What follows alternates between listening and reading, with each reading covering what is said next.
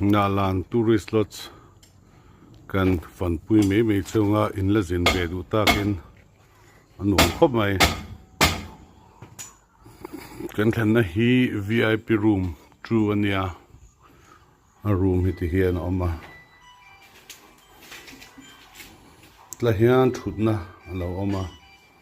chuan he kan bungrua vel ania he tla hian mutna pahnih oma dawhkan te oma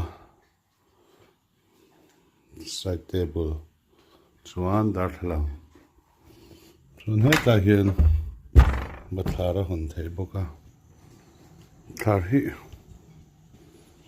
a view a nuam khawp mai Hnahlan khua lang vek a hetlah hian telephone pole lih sei zet a awm a Hnahlan khua kan chuk thlir a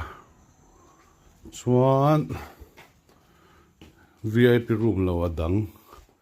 VIP room hi thlen manzang khata cheng sang khat ani a dang ho hi cheng zariat nei thung ani kan en pui chunga the surroundings well po nuam khop mai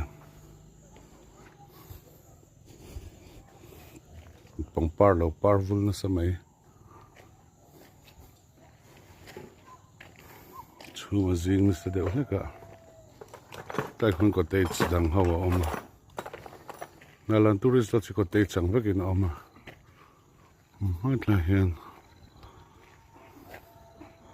midang thleng ven oma kan zuk ti boyang ti hlo oma zuk kal hnai lutuk lo mai la